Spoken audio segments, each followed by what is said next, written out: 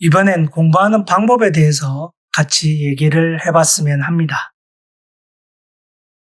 공부를 왜 해야 되는지와 마찬가지로 공부하는 방법에 대해서도 본인 스스로 찾아야만 돼요. 하지만 아직 어떻게 공부해야 되는지 스스로 경험이 부족하기 때문에 먼저 공부한 입장으로 경험담을 얘기해 볼까 합니다. 결론부터 얘기할게요. 공부를 잘하는 방법은 모든 과목을 수학처럼 공부하면 됩니다. 수학을 최우선으로 하고 수학을 포기할 경우 경쟁에서 이길 수가 없어요. 그래서 수학이 중요하다. 잘 안 와닿죠? 앞에서 본 수능 시험에서 국어와 영어와 수학이 각각 100점이에요. 600점 만점 중에 300점이 국어, 영어, 수학입니다. 50%죠. 비중이 굉장히 커요. 그래서 이 세 과목에 대한 점수를 비교해 놓은 표라고 이해를 하면 되고, 무슨 의미냐면 국어와 영어를 잘하는데 수학이 성적이 낮은 학생들을 저는 봤습니다. 그런데 수학 성적이 좋은데 국어, 영어 성적이 낮은 학생들을 전 본 적이 없어요. 거짓말 같죠? 다른 학생 성적을 어떻게 알 수 있을까요?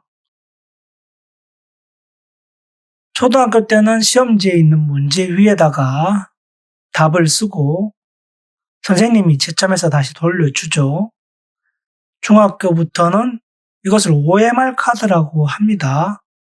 옵티컬 마크 리더, OMR 카드라고 부르는데, 보면 학년, 반, 번호, 과목 코드라는 게 수학, 영어 이런 걸 표시를 하는 거고, 1번부터 40번까지 있죠.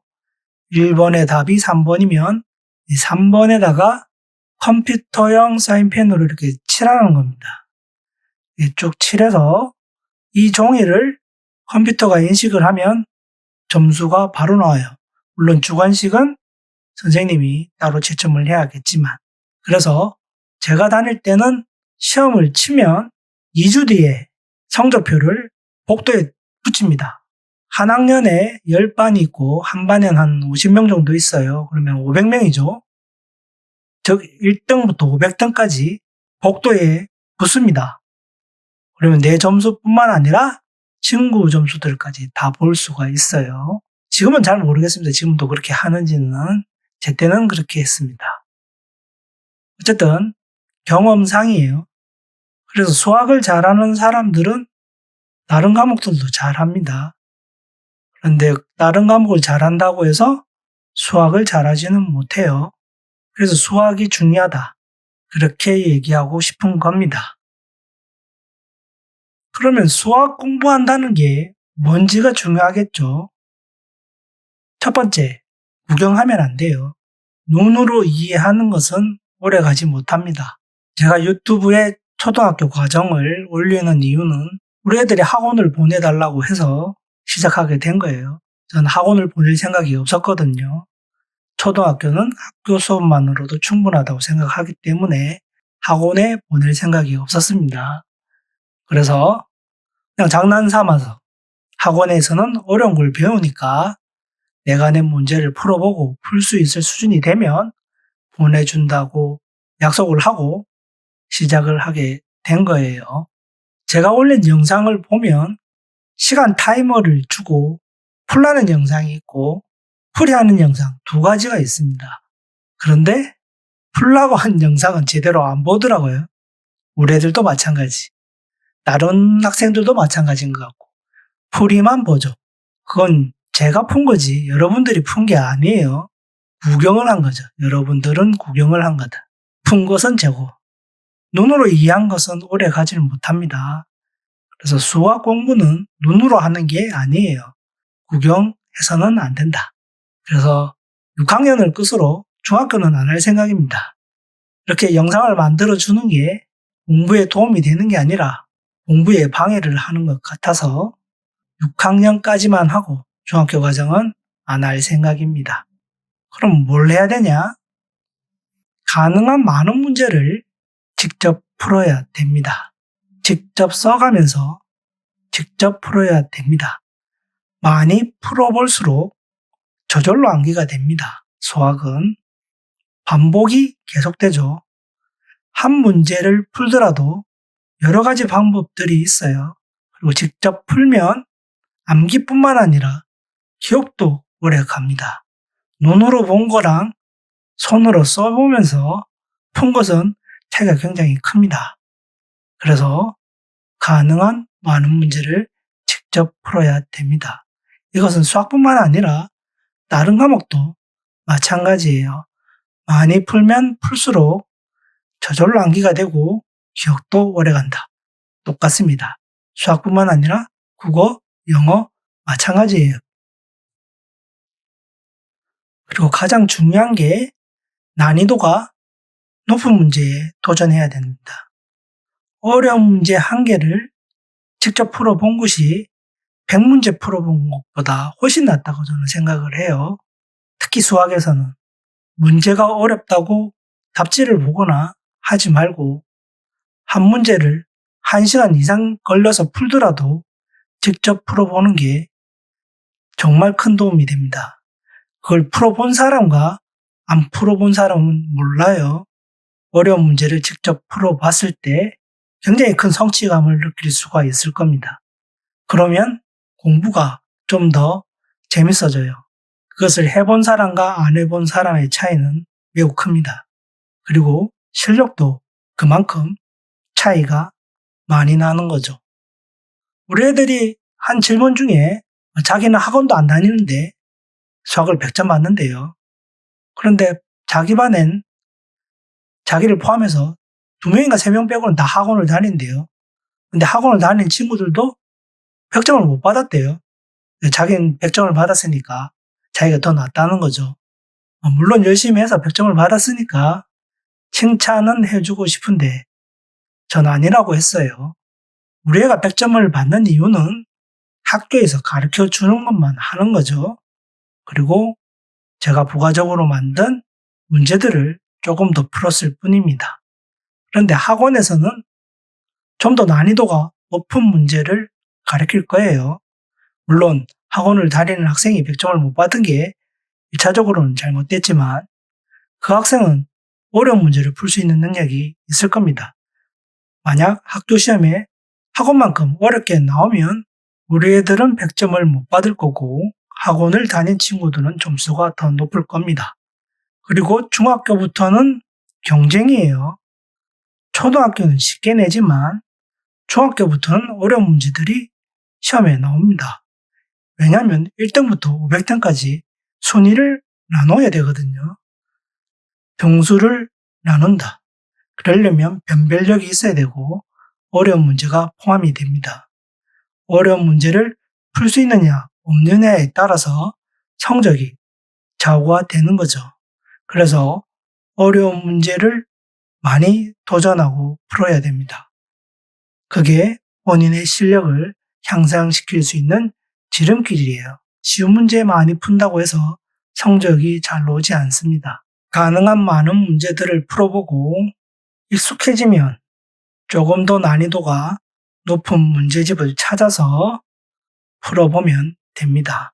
그렇다고 문제집을 여러 권 사라는 게 아닙니다. 요즘은 유튜브나 인터넷에 문제들이 굉장히 많아요. 착한 사람들이 많아서 문제를 찾기는 굉장히 쉽습니다. 가능한 인터넷을 통해서 많은 문제를 접할 수 있으면 좋겠습니다. 그리고 가장 중요한 것은 수학적으로 나만의 정리하는 방법을 찾아야 됩니다. 학교 선생님이나 학원 선생님들이 설명하는 것은 그 사람들 얘기예요. 저도 마찬가지고. 제가 유튜브에 설명하는 거는 제가 얘기하는 거지 여러분의 것들이 아니에요. 즉 다른 사람이 만든 것은 내 것이 아니다. 내 것으로 만드는 방법을 찾아야 됩니다. 가장 좋은 게 수학이에요. 5학년 과정에 제가 냈던 문제 중에 하나인데 태양의 고도에 관련해서 뭐라고 써놨는데 결국은 이겁니다. 이 긴 글을 이렇게 만들 수 있으면 이 문제를 풀 수가 있습니다. 이렇게 만들 수 있는 게 수학적으로 공부하는 거예요. 모든 과목이 마찬가지예요. 모든 과목을 이렇게 된 걸 이렇게 간단하게 요약 정리를 할 수 있어야 되는 겁니다. 그게 수학적으로 정리하는 겁니다. 때로는 사람들은 문해력이라고도 하는데 문장을 해석하는 능력. 그것을 연습하기 가장 좋은 게 전 수학이라고 생각을 해요. 이렇게 긴 글을 간단하게 표로 정리를 하면 문제를 풀 수가 있게 되는 겁니다. 그런 연습을 하게 되면 다른 과목들은 더 쉽게 정리할 수가 있을 거예요. 무슨 말이냐? 누군가의 필기노트입니다. 빨간색, 파란색.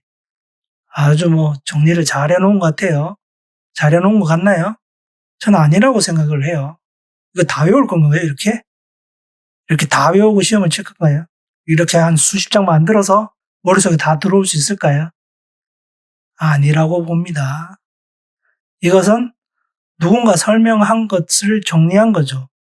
이런 거 물론 정리하는 게 필요합니다. 1차적으로 정리를 하면 되고 아니면 인터넷에 정리하는 것도 많아요. 그리고 요즘 문제집이나 참고서에 요약 정리 이런 거 잘 되어 있습니다. 굳이 이렇게 정리할 필요 없어요. 이렇게 한번 적어보는 것도 물론 공부하는 데 도움이 됩니다. 하지 말라는 건 아닌데 여기서 끝나면 안 돼요. 여기서 한 번 더 줄여야 됩니다. 내가 외울 수 있도록. 내가 생각한 게 빨간색이 중요하다고 생각을 했으면 빨간색을 어떻게 외울 것인지를 더 정리를 해봐야 됩니다. 한 단계 더 내려야 된다는 거예요. 어려운 말들이죠. 어려운 말들이 많다.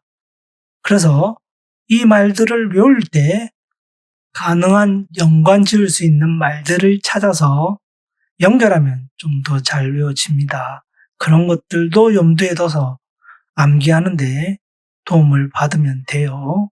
예를 들어 영어 단어 중에 발생하다라는 동사들이 있습니다. 그걸 저는 HOT라고 외웠어요. HOT. 여러분 BTS만 할 텐데 제때 유명했던 아이돌 가수 이름입니다. HOT. 발생하다가 뭐죠? happen, occur, take place. 앞글자가 HOT. 그래서 HOT 발생하다. 그러면 H가 뭐였지? happen, O, occur, T, take place. 이러면 기억에 오래 갑니다. 그림이든 노래든 뭔가 유추할 수 있는 것을 섞으면 굉장히 기억이 오래 가요. 그런 식으로 정리를 해야 됩니다. 다른 과목도 마찬가지예요. 그리고 그렇게 만드는 것들에 대한 방법도 유튜브나 인터넷에 많아요. 다른 사람들은 어떻게 정리하는지 그런 것들 봐가면서 자신만의 노하우를 찾아서 정리 노트를 만들어 나가면 됩니다. 언제부터? 지금부터. 국사를 생각을 해봅시다. 중학교 때도 배우고 고등학교 때도 배웁니다. 근데 우리나라의 역사가 바뀌나요? 안 바뀌어요. 중학교 때 외운 거 고등학교 때도 또 써먹어요. 그러면 정리한 노트를 만들어 두면 계속 써먹을 수 있는 거예요. 한번 잘 정리를 해두면 계속 써먹을 수 있다. 무슨 말인지 이해가 되겠죠? 그래서 방학 기간 동안 수학을 제외한 수학은 외울 게 없잖아요. 외울 게 없어서 정리하기 쉽지 않을 거고 국어든 사회든 국사든 나만의 정리 노트를 한번 만들어 보길 바랍니다. 처음에는 이렇게 만들어 보고 이것을 좀 더 작게 만들어 보고 더 작게 만들어 보고 이런 연습을 해보길 바랍니다. 그게 익숙해지면 본인 실력이 점점 더 향상되는 것을 느낄 수가 있을 거고 그 정리 노트가 본인의 재산이 될 겁니다. 그게 언제까지? 고등학교까지 가질 거예요. 그렇게 만들어 놓은 것은 본인에게 엄청난 재산이 될 겁니다. 그래서 정리를 하면 수학적으로 공부하라는 말은 직접 많이 시도해 보는 거예요. 그리고 어려운 것에 도전을 하고 정리를 수학적으로 하는 것은 요약을 잘하라는 겁니다. 무엇이 핵심인지. 그러면 성적은 저절로 오를 거라고 봅니다. 이거는 제 의견이죠. 여러분들만의 노하우를 고민해보고 만들어 나갈 수 있으면 좋겠습니다.